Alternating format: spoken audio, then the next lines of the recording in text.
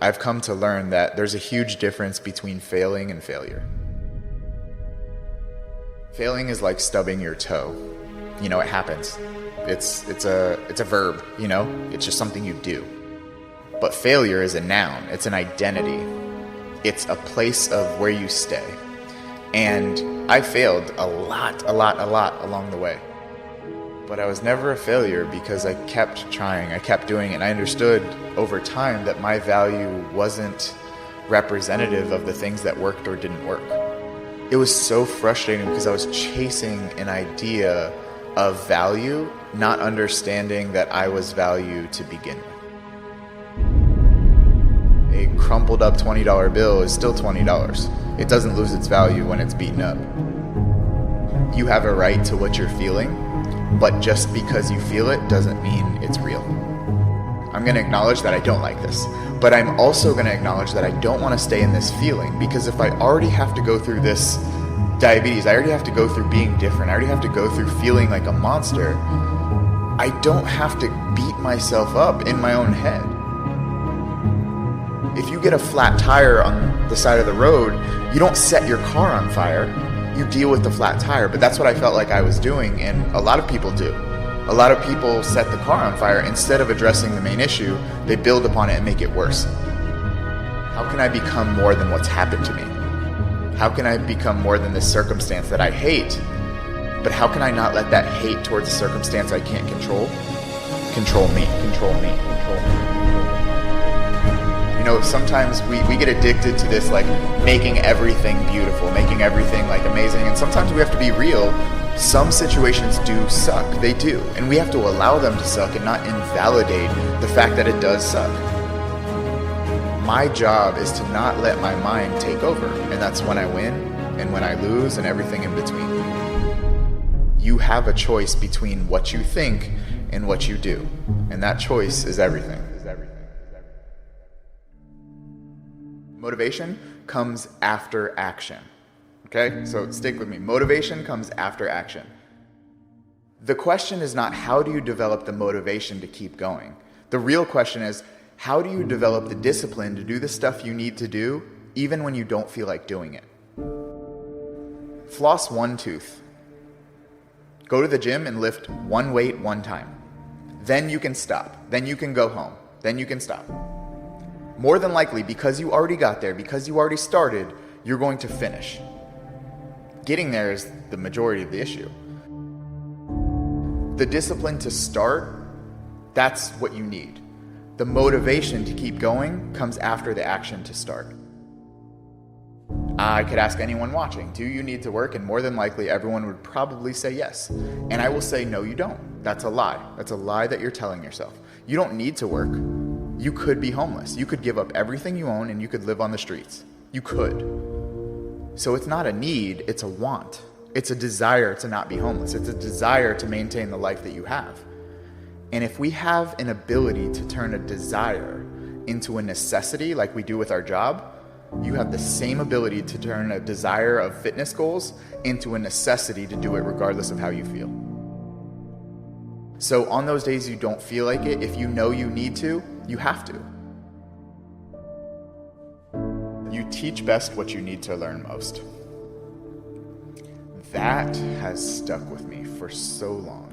And I've kind of built on that concept of the answers you need are in the problems you haven't solved yet.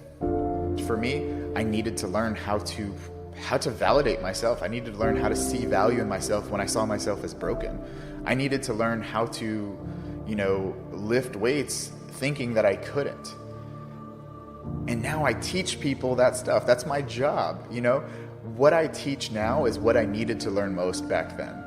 And it's so crazy how the problem becomes a solution. What held you back is what can push you forward. A lot of people could benefit if they really looked at the problems they're facing right now. There are massive solutions within those problems that can take you to a new level of life if you look at them from a different perspective.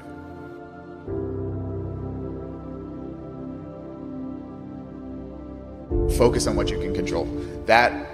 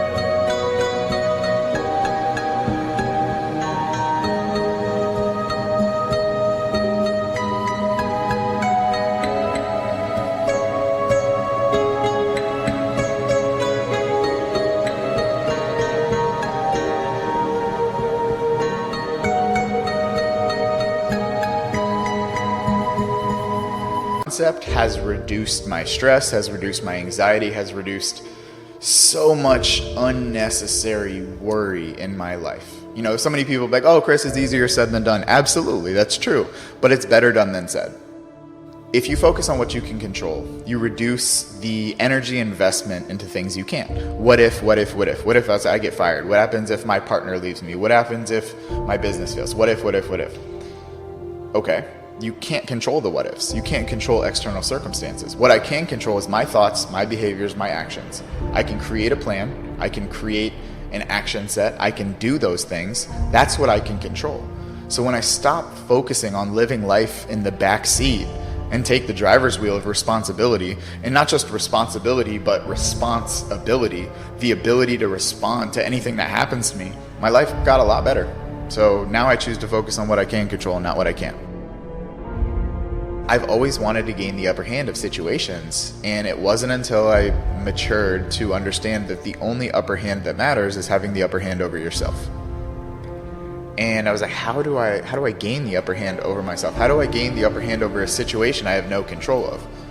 Well, you go back to that concept that I discussed, focusing on what you can control. From there, I built 5 other concepts, and I built this book to help people simply navigate the struggles of life by internalizing things instead of blaming the outside world, giving you concepts that can help you do something about it.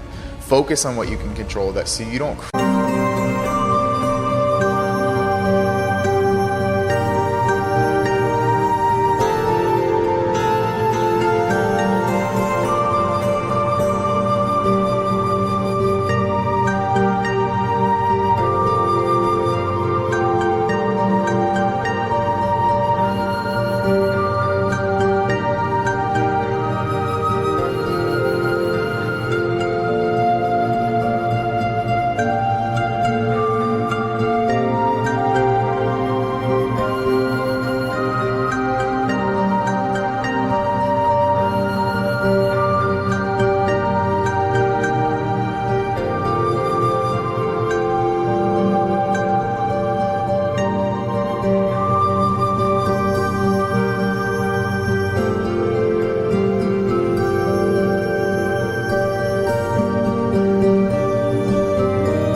cages around your lifestyle, and you learn how to navigate the true emotions and feelings so that you can have the upper hand always over a situation, even if it's unfavorable.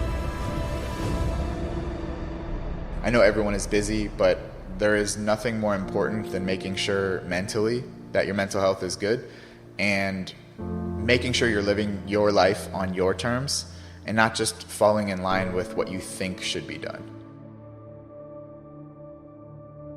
I can't really prove that you're supposed to be something, like you should be something, but I can say that with choice and effort, you can go really damn far.